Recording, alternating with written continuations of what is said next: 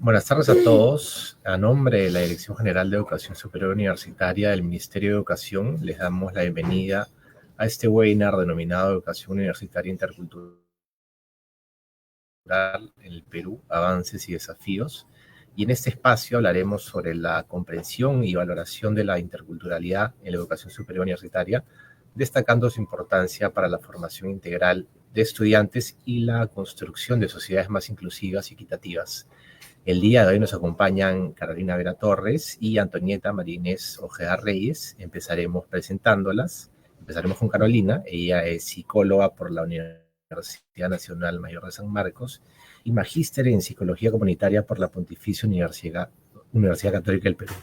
Ha trabajado como docente en ambas universidades, es consultora en temas de género, derechos humanos y educación superior, y es especialista en la coordinación e implementación de políticas de la educación superior universitaria, de la Dirección de Coordinación y Promoción de la Calidad de la Educación Superior Universitaria. También nos acompaña Antonieta, ella es comunicadora social por la Universidad Nacional Mayor de San Marcos, es analista de capacitación de la Dirección General de Ciudadanía Intercultural del Ministerio de Cultura, tiene amplia experiencia en la organización y ejecución de talleres y otras acciones formativas para la generación de competencias interculturales.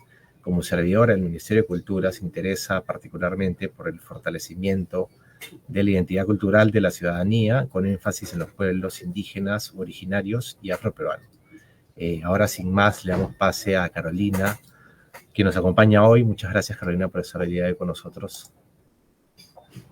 Muchas gracias, Fernando. Bueno, bienvenidas y bienvenidos a todas las personas que están convocadas acá, que están conectándose de distintas regiones del país y de pronto fuera también, así que les invitamos a compartir el link para sumarse a este espacio tan interesante que desde la Dirección General de Educación Superior Universitaria del Ministerio de Educación estamos organizando como parte de una serie de webinars que lo que busca es fortalecer las capacidades en relación a la implementación del bienestar universitario, ¿no? Que como sabemos está ligada a la formación integral y para eso es tan importante tocar temas fundamentales como el de la interculturalidad en las universidades.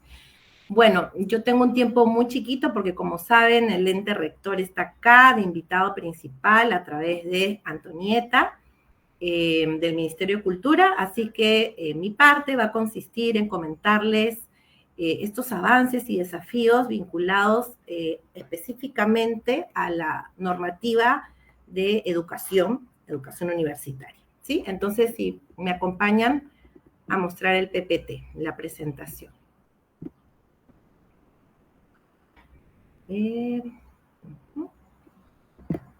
Compartir y acá estamos, listo, me confirman si se puede ver.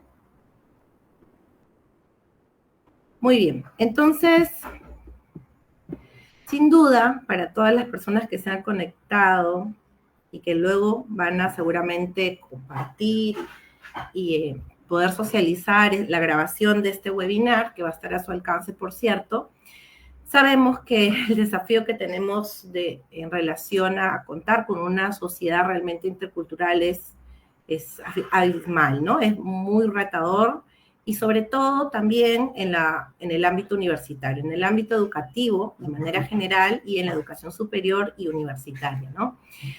Podríamos decir, como para empezar con un resumen de lo que vamos a ver, que los avances que tenemos en el país en esta materia a nivel universitario sobre todo han sido a nivel normativo, ¿no? Lo cual, si bien es insuficiente, ¿no? Porque justamente lo más importante es la implementación, sí es importante también reconocer que existe una normativa que está señalando la obligación que se tiene de poder implementarlo. Entonces, vamos a pasar brevemente por esa normativa, ¿no? De hecho, el Plan Estratégico de Desarrollo Nacional 2050 nos habla de tener un horizonte, contar con un país diverso, que respete y valore la interculturalidad. y que esto obviamente está vinculado a un PSEM, a un plan estratégico a nivel del ámbito educativo, ¿no? Un plan estratégico sectorial para educación en todo el sistema educativo, que también debe garantizar la implementación de políticas diferenciadas basadas en un principio de igualdad de oportunidades y que considere el enfoque intercultural, ¿cierto? Sin duda. Sí, claro que sí. Entonces, la ley universitaria también nos señala, de hecho, desde la manera de concebir a la universidad, ¿no? Como una comunidad académica que no solamente brinda una formación humanística, científica, tecnológica, sino que está contextualizada a una realidad que se define como multicultural, ¿no? También en los principios para poder pensar desde dónde se tiene que, desde qué mirada debe de partir la universidad, nos habla de un diálogo intercultural, inclusión, ¿no? Y el rechazo de todas las formas de violencia, intolerancia y discriminación, ¿no? Y sin embargo, nosotros vemos diversas situaciones que se difunden en los medios, denuncias, en las que podemos apreciar precisamente lo contrario, ¿no? Que existe bastante discriminación y violencia justamente en el no respeto a las diferencias, ¿no? Entonces, y que más bien hay un ensayamiento, ¿no? Entonces, es tan importante y la universidad tiene un rol fundamental, ¿no? Y está descrito. Pero bueno, no solamente es en la ley universitaria donde se señala esto, sino que en la Política Nacional de Educación Superior y Técnico-Productiva, que es como el equivalente del Currícula Nacional para Básica, esto es para todas las instituciones de educación superior, ¿no? Incluyendo las universidades, tecnológicos, pedagógicos, escuelas superiores de formación artística y también la educación técnico-productiva en los CEPROS, ¿no? Rige esta política que tiene determinados objetivos prioritarios, son 6, de hecho el primero tiene que ver con el acceso equitativo y el segundo con la formación integral. Entonces, para lograr estos 6 objetivos prioritarios de la política nacional que orienta cómo debe darse la educación superior en el país, se deben de incorporar enfoques y uno de ellos es el intercultural. Enfoques que entre otros deben ser priorizados, ¿no? De hecho, esto también se relaciona a otro marco normativo vinculado justamente a la interculturalidad y a la educación, que es la Ley 27818, para fomentar la educación bilingüe intercultural. Y de manera específica, el documento o el único documento hasta el momento que el MINEDU ha sacado exclusivamente para las universidades en materia de interculturalidad, para orientar de manera más específica cómo tienen que desarrollarla, está dirigida en principio únicamente a las universidades con denominación intercultural, que como saben en nuestro país son 4, ¿no? 3 de ellas tienen comisión organizadora y una de ellas hace poco ha logrado la institucionalización, que es la UNIR. Bueno, entonces este documento es orientador y es obligatorio para su implementación para estas 4 universidades, lo cual no quita que pueda ser también un documento orientador para las otras, ¿no? Bueno, pero aparte de eso, que era este documento que acabo de mencionar es del 2017, o sea que ya tiene sus años, ¿no? Pero hace unos cuantos años, un par de años, se aprobó, se sacó una ley para modificar la Ley General de Educación, que como ustedes saben, abarca todo el sistema educativo. Y lo interesante de esta normativa es que se modifica con la intención exclusivamente de poder fortalecer todo lo vinculado a la educación inclusiva, que antes era vista de manera relacionada solo al tema de discapacidad, pero en esta nueva definición de educación inclusiva hablamos de una mirada mucho más abierta, mucho más grande, ¿no? Que tiene que ver con el derecho de acceso, permanencia a una educación de calidad que se concibe equitativa, pertinente, intercultural e inclusiva. Obviamente, evitando todas las formas de discriminación. También reconoce barreras que existen, ¿no? Barreras que existen y que están impidiendo que se ejerza el derecho educativo de manera correspondiente, ¿no? Y dice así que las instituciones educativas, incluyendo las universidades, deben de desarrollar medidas que permiten precisamente el ajuste del sistema educativo a esa diversidad de la población estudiantil que tenemos, ¿no? Por edad, por género, por riesgo social, por pobreza, origen étnico, cultural, lengua originaria, diversidad lingüística, etcétera, ¿no? También, por lo tanto, está acudiendo esta normativa a la necesidad de poder implementar las normativas que ya cuenta, con las que ya cuenta el país, ¿no? Que, por ejemplo, normas que han sacado el Ministerio de Cultura, ¿no? La Ley 27818, entre otras que ya mencioné. Entonces, lo importante de esta normativa es que está señalando que existen barreras educativas que están impidiendo que las y los estudiantes puedan desarrollar o ejercer su derecho educativo desde el acceso, la permanencia y hasta la conclusión con determinadas barreras que nosotros tenemos que saber, las universidades, identificar, ¿no? Y atender. Entonces, por un lado son las barreras, ¿no? Y por otro lado es cómo también se apropia de esa diversidad y se vuelve un elemento fundamental, ¿no? Por eso no solamente no estamos hablando de una inclusión que tolera, ¿no? Sino de una inclusión que permite que las personas puedan ejercer su derecho educativo del mismo modo. Entonces, para eso, esta normativa que ya mencioné, esa modificatoria de la Ley General de Educación, también habla de la creación de un servicio de apoyo educativo, que es el SAE, que para el caso de las universidades se tiene que crear, tanto en universidades públicas como en privadas, ¿no? Y que está asociado al servicio de bienestar. Entonces, este servicio de apoyo educativo, para el caso de las universidades solamente es interno, para otras instituciones es interno y externo porque trabajan con las direcciones regionales de educación, que no es el caso de las universidades, ¿cierto? Entonces, para las universidades públicas y privadas deben de crearse su SAE interno que pueda justamente garantizar que se dé esta educación inclusiva y que atienda las diversidades que compone la población estudiantil, pero también se orienta a la comunidad universitaria en general. Y es por eso que esta normativa, esta modificatoria de normativa, plantea de manera muy importante, yo creo que es un hito para el país, ¿no? Cómo se deben de dar los servicios de bienestar universitario también, ¿no? Entonces, aparte de crear el SAE interno, nos habla de nuevas competencias o profundiza las competencias que deben de tener los servicios de bienestar a nivel universitario para que justamente garanticen esto que estamos comentando, ¿no? Bueno, entonces, por lo tanto, existen, como vemos, un avance a nivel normativo, ¿no? Muchos desafíos en relación, en principio, al conocimiento de esta normativa, ¿no? Para su implementación, y poder hacer, en base a este conocimiento de la normativa, esta obligación, pero también esta responsabilidad que se tiene con brindar realmente una educación de calidad que pueda brindar una formación integral y que garantice el ejercicio de derechos. Para eso tenemos que conocer esa diversidad, identificar esa diversidad de nuestra población, esa riqueza de nuestra población en la universidad, ¿no?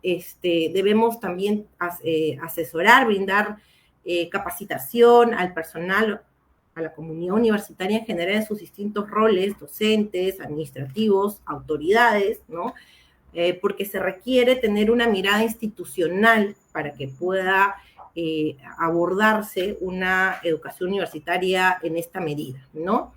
Y para eso, sin duda, esta norma que rápidamente hemos visto, nos debe de ayudar a implementarla en esa medida, ¿no? Porque para que se implemente todo esto, se requiere, aparte del conocimiento de la norma, aparte de recursos, necesitamos estar claros con lo que es que implica una educación inclusiva desde la perspectiva intercultural, que implica que las universidades puedan desarrollar una perspectiva intercultural, qué cosa es interculturalidad, ¿no? Hace poco, y con esto me voy a despedir esta parte, hace poco,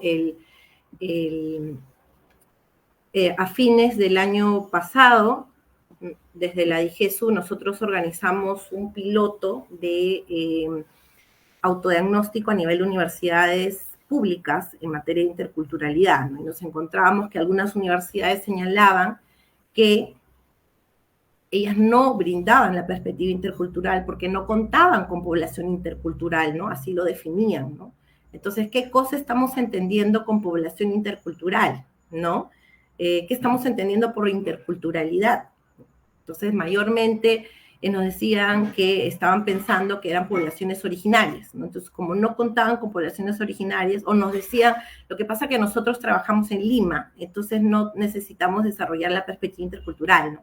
Entonces, como vemos, hay mucha confusión todavía en relación a lo que implica la interculturalidad y a la enorme necesidad que tenemos que las universidades lo sepan, y puedan dar esa formación, no solamente para garantizar el derecho del acceso y hasta el egreso de la población estudiantil, sino porque son las universidades también en el ámbito de la educación superior quienes forman a todos los profesionales que van a sostener la sociedad, ¿no? Van a construirla, van a hacerla, van a responsabilizarse de ello. Entonces, por eso es que hemos invitado al Ministerio de Cultura para que nos aclare todas las definiciones correspondientes y nos diga cuál es el camino que tenemos para esta implementación.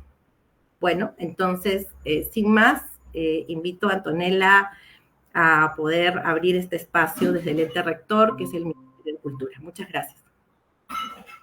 Buenas tardes, Antonella. Buenas tardes con todos y todas. Muchas gracias, Carolina, por el pase. Gracias, Fernando, por la bienvenida. Quisiera iniciar dando el más cordial saludo de nuestro director general de Ciudadanía Intercultural, Omar Livia, que es la dirección a la que pertenezco. Esta dirección general es a su vez del Viceministerio de Interculturalidad del Ministerio de Cultura. Y el día de hoy, como bien ha mencionado Carolina, vamos a abordar el tema del enfoque intercultural. Pero para ello tenemos que pasar brevemente también, hacer brevemente una revisión de lo que implica la diversidad cultural en nuestro país para poder aterrizar las definiciones tanto de interculturalidad como de enfoque intercultural.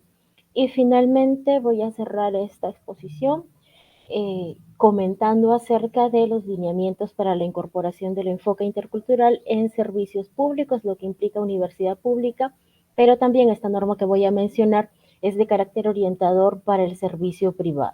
Entonces, implica también el tema del ámbito universitario, todo lo que vamos a abordar el día de hoy.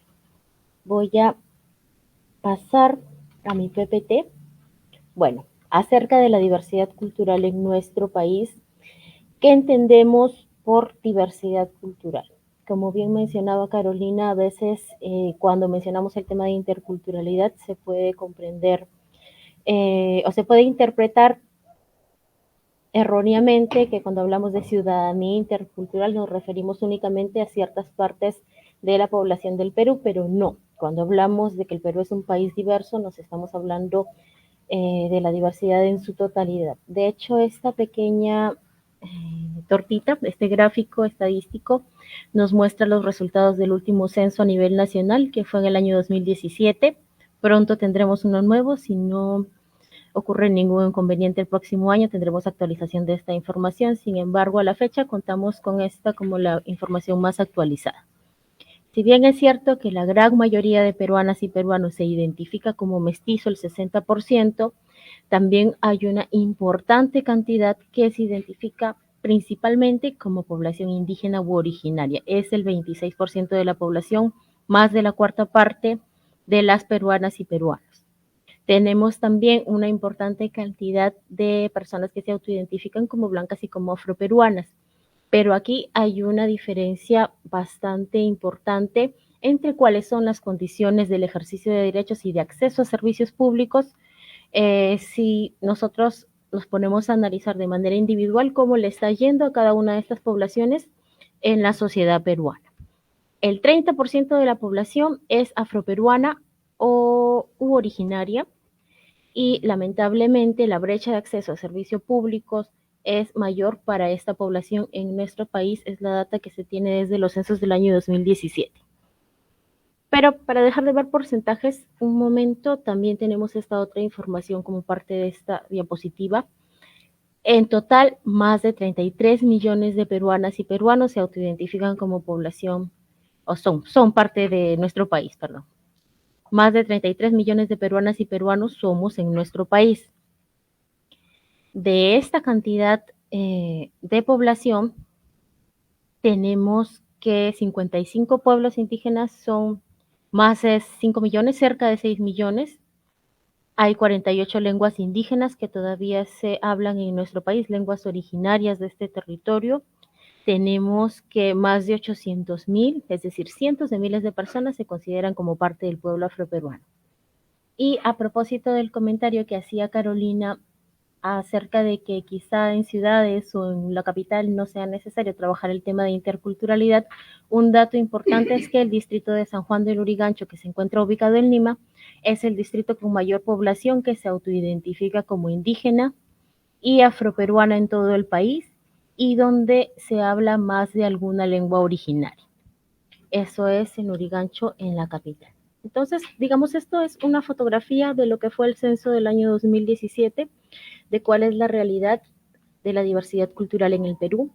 Si hablamos en términos de ciudadanía intercultural, todas y todos los peruanos somos parte de esta diversidad cultural y deberíamos apuntar a ejercer una ciudadanía que tenga características de inclusión, que tenga características de un igual ejercicio de derechos y acceso a servicios públicos, que es más o menos lo que quiere dar a entender la palabra interculturalidad, que aquí vale la pena diferenciarla de la palabra pluriculturalidad, que es la que está en nuestra Constitución. Cuando buscamos temas referidos a la diversidad cultural como parte de nuestra Constitución, encontramos que el Perú se define como un país pluricultural y que se respeta la identidad de las peruanas y peruanos, la identidad cultural. Pero lo pluricultural se refiere únicamente a la afirmación de que el Perú es un país donde existen muchas culturas. Sin embargo, cuando estamos hablando de interculturalidad, vamos más allá y vamos al tema de cómo gestionamos nosotros esta diversidad cultural. Entonces, para poder tener muchos más claros estas definiciones, vamos a hablar sobre todo de la población más afectada en cuanto al ejercicio de derechos y el acceso a servicios públicos, que es la población originaria y el pueblo afroperuano. Entonces, para esto vamos a tener un video cortito sobre los pueblos indígenas originarios. ¿Me permiten proyectar un segundo?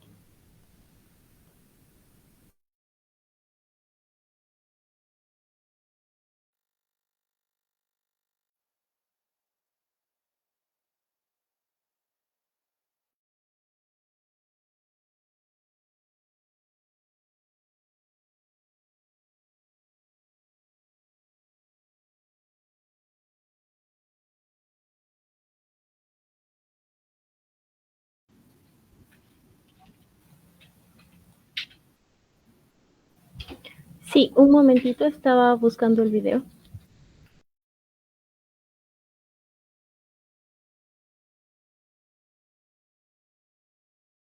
Ahí estamos.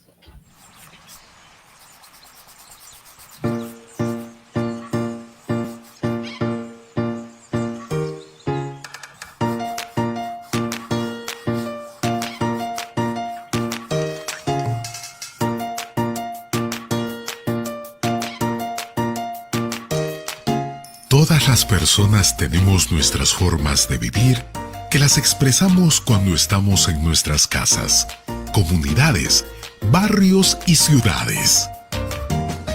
Costumbres que están, por ejemplo, en los platos de comida que servimos en nuestras fiestas familiares, en la música que escuchamos, en el trabajo comunal que hacemos, en nuestra forma de organizarnos.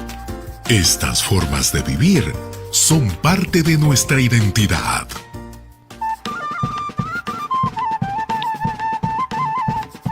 Sin embargo, no todos y todas vivimos de la misma manera. La patarasca es una comida de la Amazonía. Y el charqui se come en algunas zonas de los Andes. Por eso, se dice que nuestro país es diverso porque hay muchas culturas y formas de vida. En el Perú existen 55 pueblos indígenas u originarios que tienen sus propias formas de vida. Una de ellas es, por ejemplo, la del pueblo indígena Ashaninka. Es costumbre de los cazadores se purguen con plantas que los ayudarán a fortalecer sus habilidades de caza. Ellos no cazan excesivamente a una misma presa ni la hacen sufrir inútilmente. También están las mujeres del pueblo Shipibo Conibo, que expresan su arte dibujando el quené en tela, madera y cerámica. Los hombres también se involucran en esta actividad pintando en madera, caña, piedra y hueso. Por ejemplo, en los Cucamas Cucamirias, la familia es llamada sangre y está además asociada al nombre de alguna planta o animal del lugar. Es así que los matrimonios que se realizan son un intercambio entre dos sangres. También el pueblo aymara tiene sus propias formas de vida. Por ejemplo, el zaraguaja es música y danza ejecutada en el valle de Tixani en Moquegua durante la semana siguiente a la Semana Santa. O los pueblos quechuas, que creen en los apus, guamanis o espíritus de los cerros y que ellos pueden actuar sobre la tierra, las personas y los animales. Ante toda esta gran diversidad cultural, debemos preguntarnos, ¿qué pasaría si dejáramos de practicar nuestras costumbres y formas de vida? Pues con el tiempo, seguramente desaparecerían.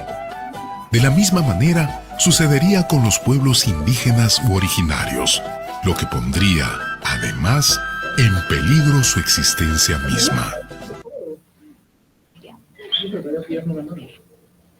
Listo, vamos a dejarlo ahí por el momento porque es un poco más largo el video para poder avanzar con la presentación. Y donde estábamos, cuando hablamos de pueblos indígenas originarios, hay que tener en cuenta de que el Estado peruano suscribe una definición que es del Convenio 169 de la Organización Internacional del Trabajo, que considera 4 criterios para su identificación. Primero son aquellas poblaciones que tienen su origen en tiempos anteriores al Estado. Este origen ha sido en este lugar, país y región, que tiene que ver con la ancestralidad, antes de que el Perú existiera como tal, antes de todo el proceso de colonización, etc. Otro criterio de identificación de los pueblos originarios es que conservan todas o parte de sus instituciones distintivas, que quiere decir que igualmente de manera ancestral, de manera milenaria, todavía hay elementos culturales que los identifican como parte de determinado pueblo, que puede ser elementos fácilmente identificables como el tema de la indumentaria, la vestimenta, como el tema de platos típicos, la lengua, que es una institución distintiva bastante importante, pero también otras más complejas como sistemas de justicia, como conocimientos tradicionales, entre otros. Finalmente, otro criterio de identificación de los pueblos originarios tiene que ver con que hay una conciencia colectiva de tener una identidad indígena u originaria, es decir, a las personas que se consideran quechuas, si tú les preguntas por su identidad, van a decir, yo soy una persona quechua, yo soy aguajún, soy aymara, soy chipibo conibo, jacaru, uro, etcétera, etcétera. Entonces, 3 criterios de identificación podemos ver que son objetivos. Uno es subjetivo y tiene que ver con la identidad cultural.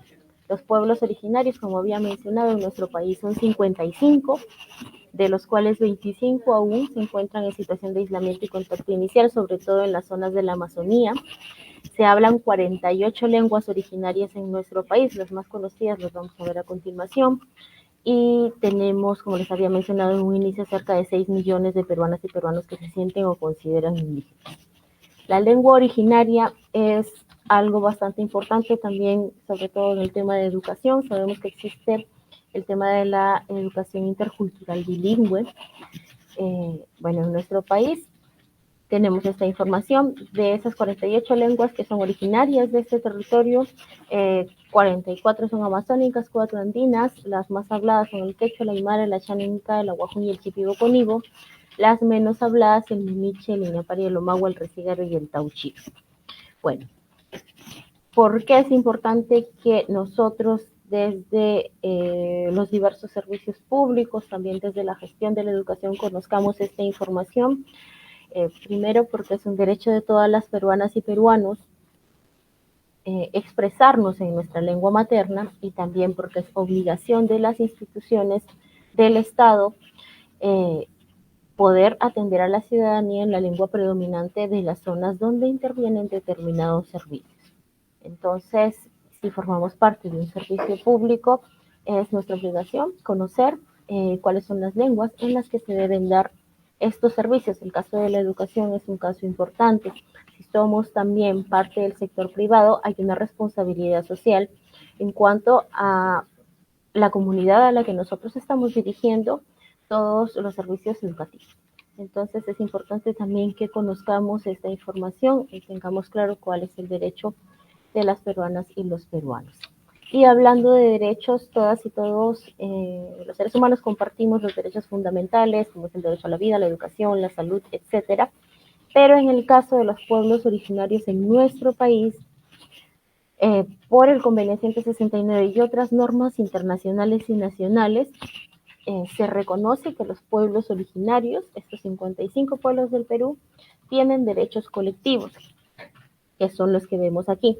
Es un tema que es bastante amplio, entonces yo les invito a que puedan investigar si es que es de su interés el tema del derecho o si es que es parte también de sus funciones llegar a población indígena u originaria, sobre todo en departamentos donde hay predominancia de población originaria, conocer de este tema. De hecho, a nivel nacional, de alguna manera, todas las personas que están en el sector público, independientemente de si estamos en capital o en departamentos donde no haya predominancia de población originaria, es importante que conozcamos estos temas.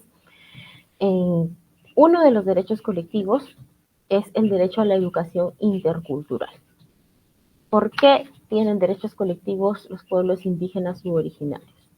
Como habíamos visto en el video, tienen una asociación sobre todo con la protección de la cultura de estos pueblos. ¿Por qué? Porque una forma de garantizar y proteger la manera en que viven y se organizan, desarrollan sus actividades, es precisamente que se pueda considerar estos modos de vida como algo que hay que respetar desde los diversos campos con los que podamos interactuar con esta ciudadanía que pueda identificar como parte de un pueblo originario. En el caso del derecho a la educación intercultural, en nuestro país, además de la lengua, hay otros aspectos que tenemos que tener en consideración, porque, por ejemplo, está el tema de la currícula, está el tema de que no solamente tenemos que incorporar temas relacionados a la historia de los pueblos indígenas originarios, que tiene que ver con la reivindicación, sino también que se pueda recoger ciertos conocimientos de los pueblos en el marco de diversas disciplinas y otros factores más que podemos irlos quizá investigando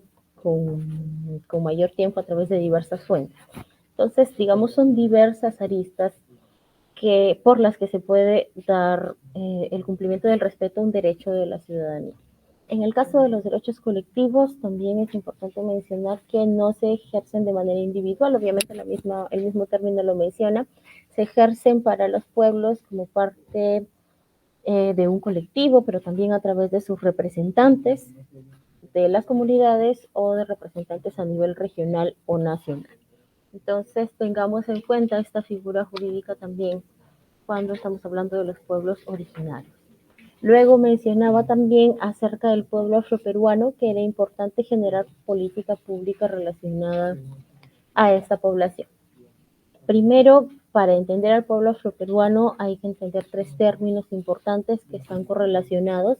Primero, todo el término de la afrodescendencia, que tiene que ver con toda esta población que es descendiente de aquella población africana que se trasladó a las Américas en el marco de la trata esclavista, el proceso histórico que todos conocemos de la conquista española.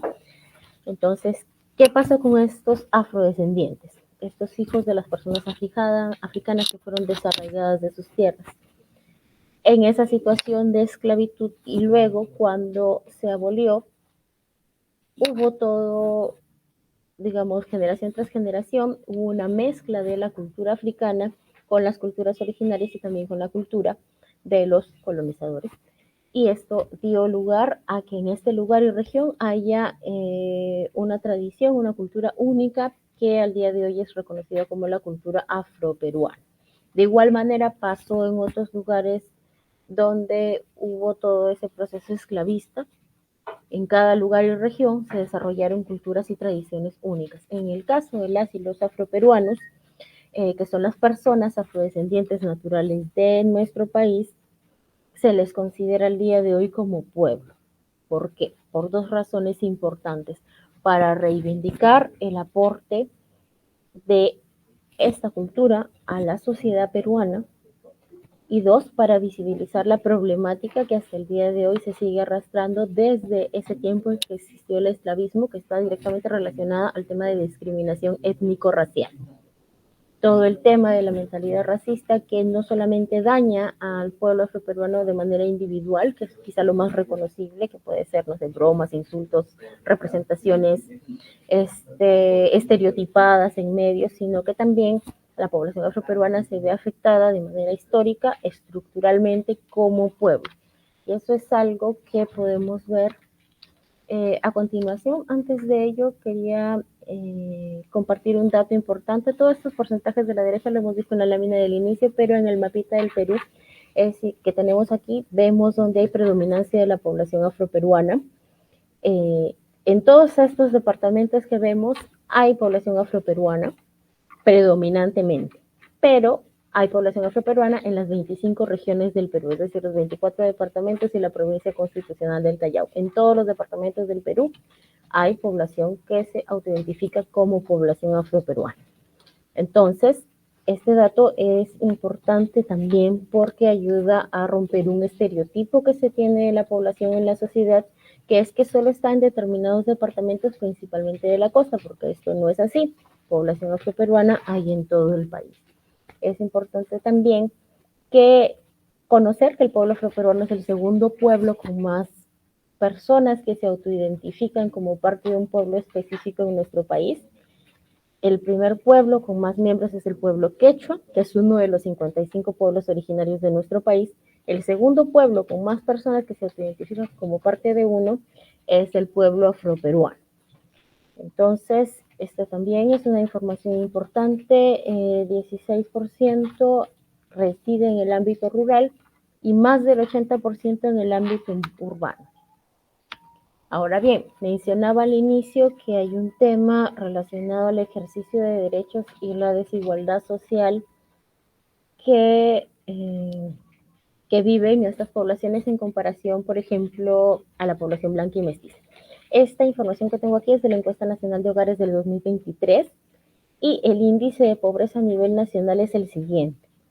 En el pueblo afroperuano, de la totalidad de personas que se consideran como parte de 36,8% están en situación de pobreza. De los pueblos indígenas u originarios que tienen una lengua materna originaria, el 33,6% están en situación de pobreza. Cuando hablamos de la población que se autoidentifica como población blanca, es únicamente el 27%, y cuando hablamos de población que se identifica como población mestiza, es del 24,5%. Entonces, vemos aquí que hay una relación directa en cuanto a la identidad cultural y a cuánto afecta el tema de la pobreza en determinados grupos.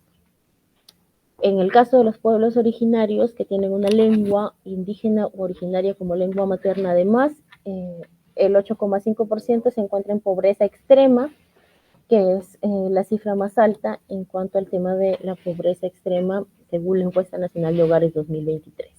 Entonces vemos que hay una mayor afectación para estas poblaciones en comparación con, digamos, la otra gran cantidad de peruanas y peruanos que se considera como blanco o mestizo.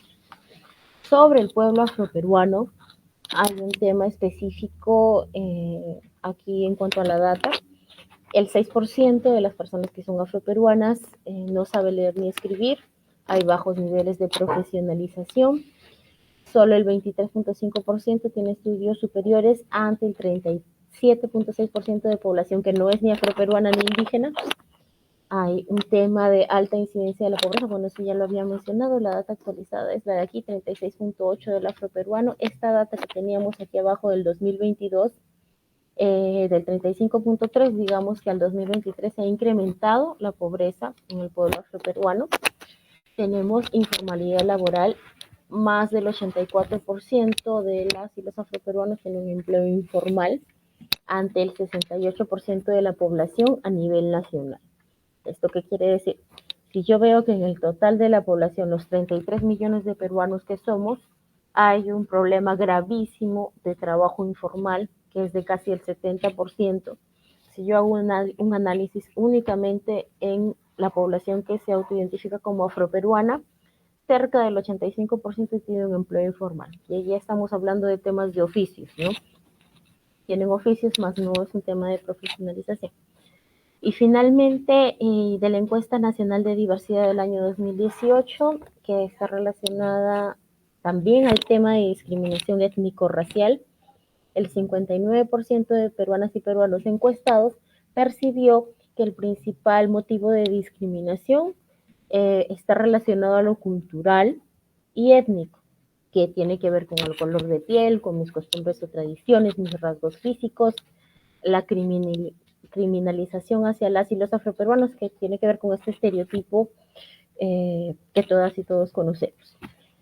Hay otras razones de discriminación que tienen que ver con lo socioeconómico y género, pero la gran mayoría de causas por las que se discrimina en nuestro país están asociadas al tema étnico-cultural. Entonces, vemos que hay claras desventajas. Antes de hablar del tema de gestión pública con pertinencia cultural, que es la segunda parte de la exposición, es importante recalcar todo el tema del proceso histórico por el que pasó este país. Nosotros equivocadamente podríamos decir de estas cifras que acabo de pasar por aquí, que es, digamos, estoy yendo en la otra dirección, que es, digamos, natural que esa población, porque son comentarios comentarios prejuiciosos que se suelen escuchar, es natural que esa población tenga menos acceso que la otra población, y es allí donde está, de hecho, la mentalidad racista. Nosotros como sociedad salimos del tema de la esclavitud, pasamos a la república, pero si bien se abolió todo el sistema esclavista, lo que queda en la sociedad es todo un ideario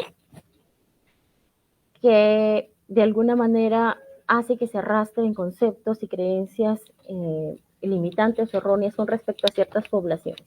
La población originaria y la población afroperuana, en todo este tema de jerarquización social que hubo en ese momento histórico, estaba, digamos, en el escalón más bajo. Cuando se cambia la estructura social, no necesariamente se cambia la mentalidad de la sociedad. Y es hasta el día de hoy que se siguen arrastrando taras relacionadas al racismo y a la creencia errónea de que algunos puedan ser más capaces o mejores que otros por diferencias que son físicas o culturales, lo que es un error, que es un tema para otra exposición, el tema de la discriminación étnico-racial, como el racismo es una ideología que está muerta y sin embargo todo el pensamiento racista sigue vivo hasta el día de hoy y sigue afectando no de manera individual, sino de manera estructural, y se refleja en todas estas cifras que vemos que hay limitantes de acceso a derechos humanos, que hay limitantes de acceso a derechos colectivos y también lo más básico de acceso a servicios públicos o privados. Entonces, ¿qué tenemos ante esta realidad de la sociedad peruana? El Estado peruano asume el enfoque intercultural como una mirada, digamos una mirada intercultural, una manera de atender de gestionar esta diversidad cultural y de combatir el problema público de la discriminación étnico-racial y el racismo. Entonces, el enfoque intercultural es tan importante en nuestro país por la gran diversidad que tenemos, como el enfoque de género y como el enfoque de derechos humanos. Y el enfoque intercultural lo que propone es precisamente que podamos asumir la interculturalidad como parte de nuestras gestiones. Como les decía al inicio, la interculturalidad es distinto que la pluriculturalidad, que solo asume que existe diversidad. La interculturalidad dicho sea de paso es un término que viene de la sociología, apunta más a que se pueda generar diálogos, que se pueda generar igualdad de oportunidades y derechos, que se pueda reconocer las diferencias culturales y que éstas sean utilizadas como insumo para a partir de ello construir y no ir con un sistema estandarizado desde cualquiera de los servicios que estemos brindando, sea el educativo, sea el de salud, sea cualquiera de ellos. Entonces, asumimos la interculturalidad desde el Estado, eso es el enfoque intercultural. Parece que me falta una lámina, no está por aquí. Bueno, les decía, recalcando, ¿no? Nosotros con el enfoque intercultural tenemos esta mirada intercultural. Reconocemos y valoramos de manera positiva las diferencias culturales que hay en nuestro país. Estas distintas visiones y concepciones de bienestar, nociones de desarrollo que son distintas en cada pueblo, deben ser incorporadas a la prestación de servicios. Y con ello se logra que se pueda brindar una atención pertinente, que no es exclusiva de las zonas donde hay predominancia de población originaria o afroperuana, sino que tiene que abordar a la totalidad de la población, porque les decía, la diversidad es en su conjunto y no solamente desde determinados grupos. Para el Estado, el proceso de incorporar esta mirada intercultural en sus servicios es de adaptación de instituciones. Lo estaba mencionando Carolina en su momento, es a través de normas, es un tema de capacitación administrativo, de fortalecimiento del servicio civil, es un tema de que podamos también trabajar con la ciudadanía, de participación ciudadana. Entonces es complejo, más no imposible, y tenemos que incorporarnos en ese proceso.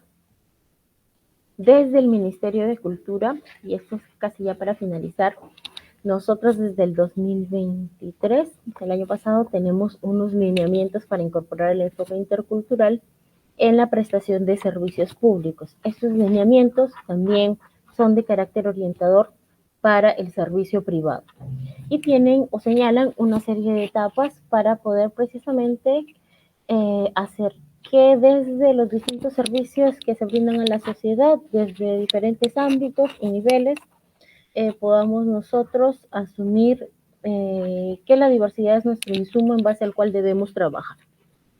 Para poder explicar esta pequeña ruta, vamos a ver un video que, si bien no es del servicio de educación, es del servicio de salud, creo que nos ayuda a comprender cómo se gestiona la diversidad cultural y cómo se incorpora el enfoque en un servicio público. Entonces voy a proyectar. A ver, voy a salir de aquí un momentito. Me da un segundo.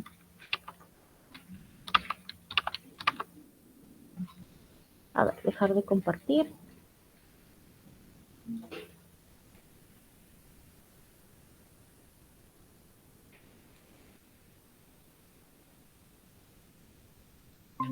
Y vamos a ver el video de 2 minutos. Hace un año atrás, las estadísticas eran 36 muertes maternas en toda la región, y lo que queremos es que de aquí a estos años que vengan se reduzcan más las muertes maternas, preferentemente en las poblaciones más vulnerables, que son el pueblo indígena. Se vio este problema, entonces lo primero que se hizo es reunir a todo el equipo central de la DIRESA y el equipo de campo de los puestos y centros de salud, en donde hay mayor enfoque en pueblos indígenas.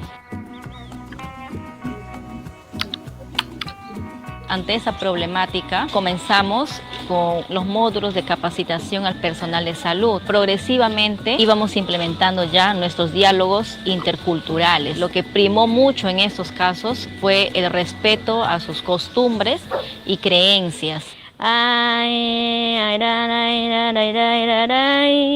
Hemos compartido con centros de salud todas las plantas, lo que necesitamos en un parto.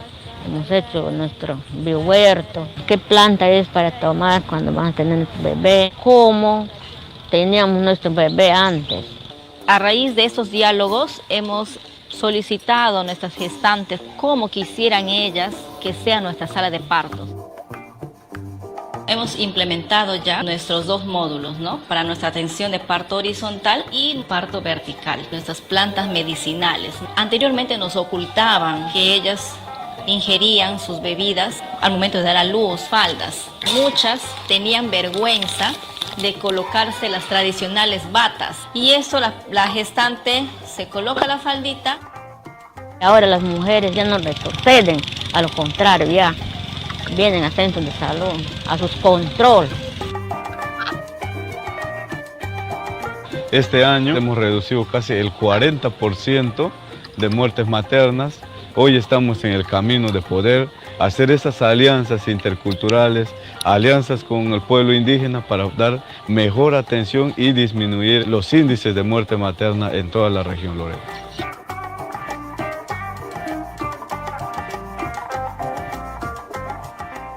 Bicentenario del Perú, 2024. Compunche Perú, Gobierno del Perú.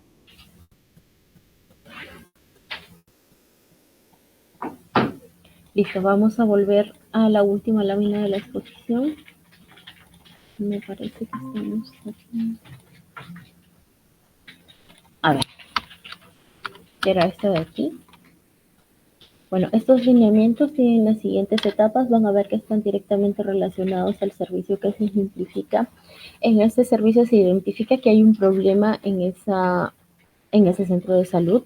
No se identificaba, no se atendía a suficientes mujeres, pese a la cantidad de población que había en esa comunidad.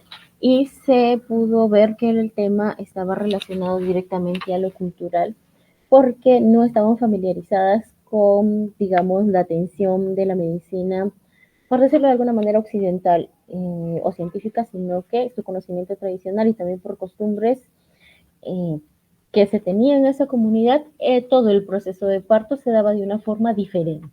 Entonces, el centro de salud identificó que hay un problema que está directamente relacionado a lo cultural.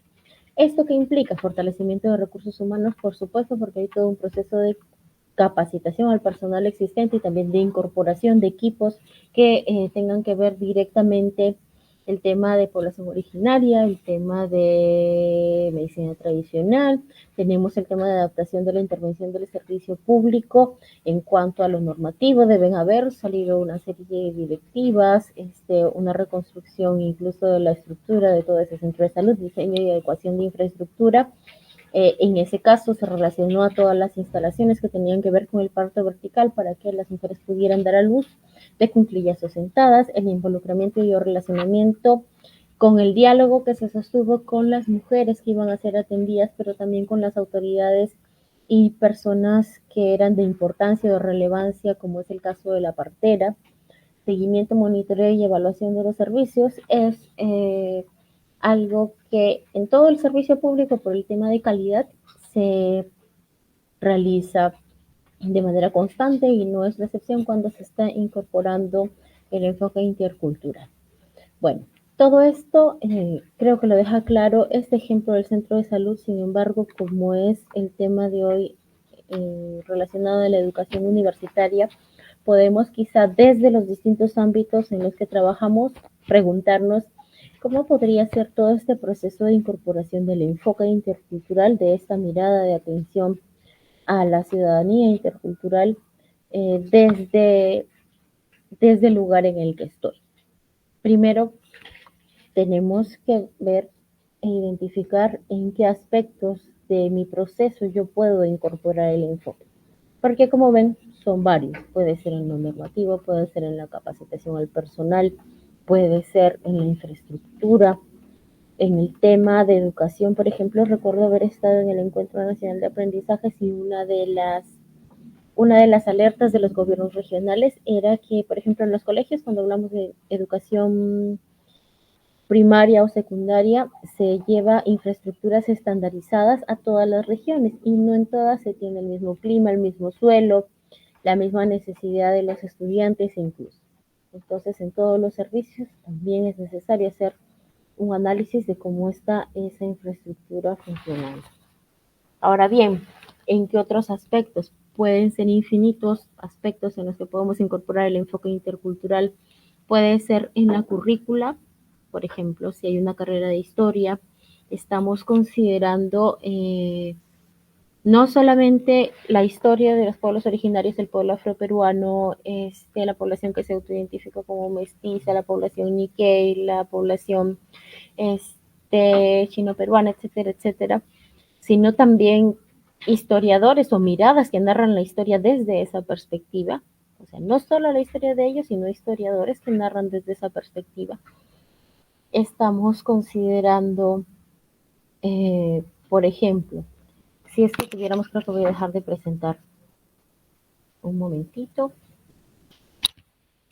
Si es que nosotros estamos estudiando medicina, estamos considerando, por ejemplo, conocimientos tradicionales de los distintos pueblos de nuestro país, incluso el pueblo afroperuano también tiene conocimientos tradicionales relacionados a medicina. Estamos considerando promover la educación y la participación de personas que ya tengan conocimientos en estos temas que son distintos al académico, al científico. Estamos considerando tener invitados de otros campos, quizás si no son docentes. Estamos considerando trabajar el tema de la protección de algunos conocimientos tradicionales relacionados a medicina. O sea, pueden ser diversas aristas, diversas miradas que le podemos dar a un mismo tema, a una misma carrera, quizá de manera general, como Centro de Extensión Universitario de Responsabilidad Universitaria, estamos considerando trabajar el tema de discriminación étnico-racial y a la vez trabajando el tema de fortalecimiento de la identidad cultural de nuestros estudiantes.